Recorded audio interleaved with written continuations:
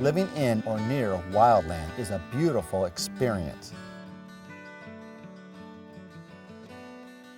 It can also be a dangerous one. Have you done everything you can to protect your family and home from wildfire?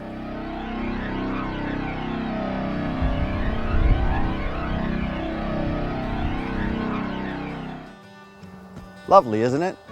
Anyone who lives in the wildland area of our county knows how special it is to be living close to nature. Seeing wildlife, incomparable views, and indulging in the peaceful quiet.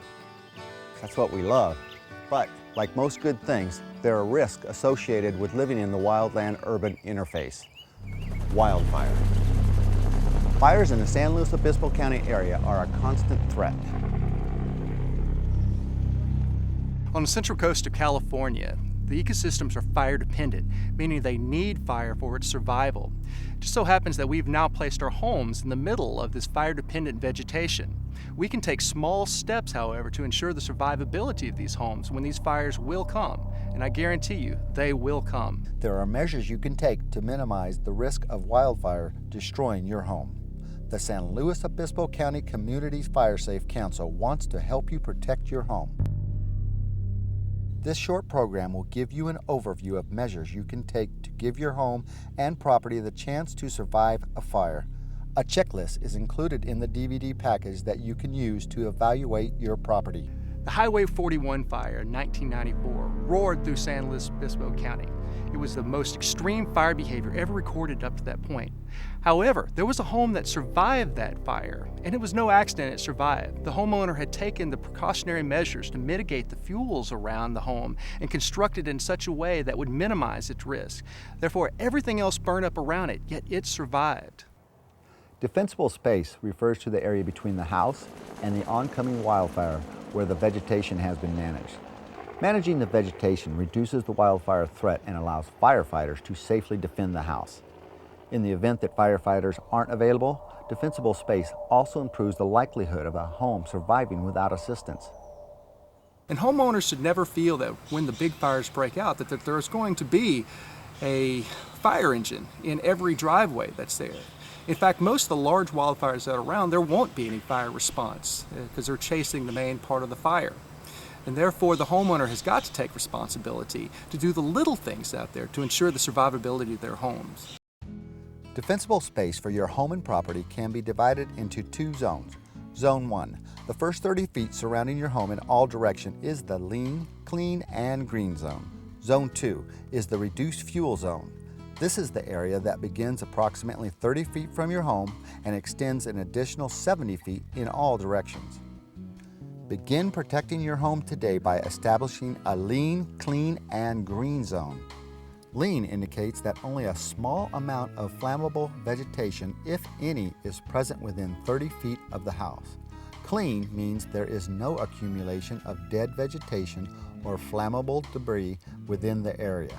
Green requires that the plants located within this area are kept healthy, green, and irrigated during fire season. For most homeowners, the lean, clean, and green area is also the residential landscape. This area often has irrigation, is planted with ornamental vegetation, and is regularly maintained. With proper management of the fuels near the house, a fire would not be able to generate enough heat to ignite the home. Your first step, remove all flammable vegetation and any dead or dying plants within this 30-foot zone. This removal should include other hazards too. Wood piles under a deck and any flammable plants within 10 feet of a propane tank should be removed. Any trees should be kept single, not growing in stands. Trees should be cleared of dead branches and foliage and be well trimmed. Any limbs that touch your home or deck or grow within 10 feet of a chimney should be removed.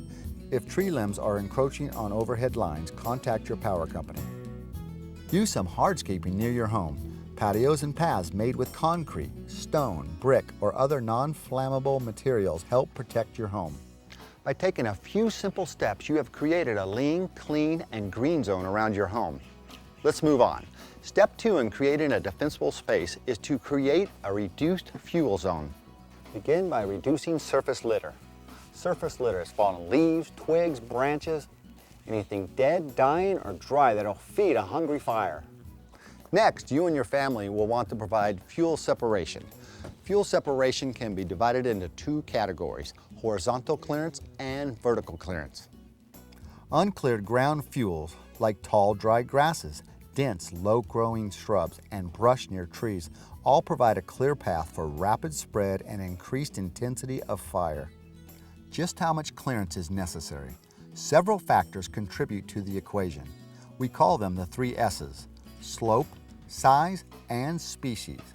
You'll need to look at all 3 S's to determine the ideal horizontal and vertical clearance. Steeper slopes, more flammable species, and larger size plants will require more distance. Clearance between shrubs should be 4 to 40 feet depending on the slope of the land and the size and type of the vegetation. Take a look at the chart to estimate the ideal clearance for your property. For shrubs on a flat to mild slope, the horizontal distance is calculated by multiplying the height of the plant times 2. This chart is printed on the checklist we've enclosed. Vertical clearance is also critical. Remember how the low branches or shrubs create ladders for fire? Your goal is to create greater vertical clearance to slow or halt the advance of fire. As you evaluate your property, use the chart on the insert to evaluate the vertical clearance necessary. Let's review the steps you can take for you and your family to protect your home.